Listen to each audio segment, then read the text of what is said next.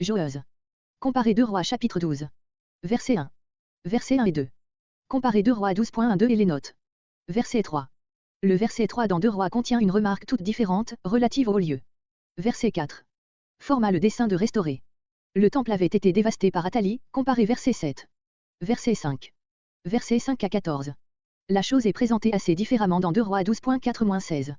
Là, Joas ordonne que les revenus du temple, l'argent consacré, sans exclure toutefois les dons volontaires qui pouvaient être aussi remis, verset 5, soient employés aux réparations, puis, cet ordre n'ayant pas été exécuté, il institue un système de dons volontaires qu'on déposait dans le temple et qui devait fournir l'argent nécessaire pour les travaux, comparez les notes de 2 Rois 12.4, 2 Rois 12.7-8.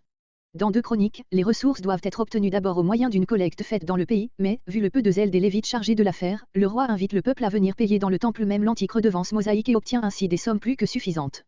Les Lévites ne se hâtèrent point. Cette remarque montre la sincérité de notre récit, qui ne craint pas de signaler les torts des Lévites. Verset 6. L'impôt mis, par Moïse. Comparez Exode 30.12-16, Exode 38.25. Verset 7.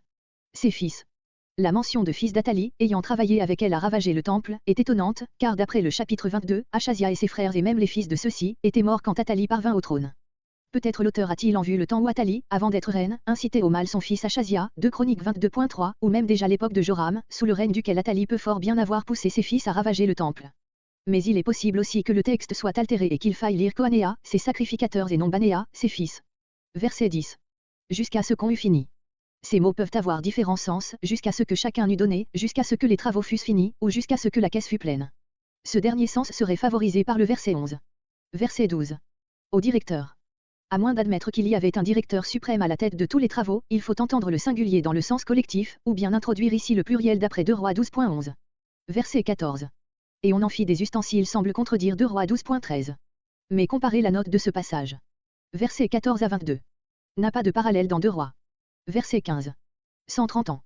Il devait, d'après cette indication, y avoir une très forte disproportion d'âge entre Jéhojada et sa femme, fille de Joram, 2 Chroniques 22.11, qui pouvait avoir 25 ans au plus à l'époque de la mort d'Achazia tandis que Jéhojada devait être plus que nonagénaire à ce moment-là. Mais une telle différence d'âge n'a rien de contraire aux usages de l'Orient. Jéhozéba n'était sans doute pas la première femme de Jéhojada. Verset 16.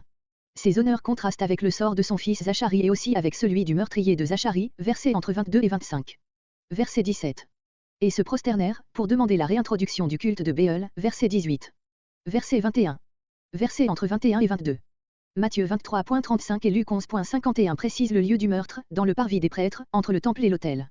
Dans Matthieu, Zachari est appelé fils de Barachi, tandis que d'après notre récit il est fils de Jéhojada.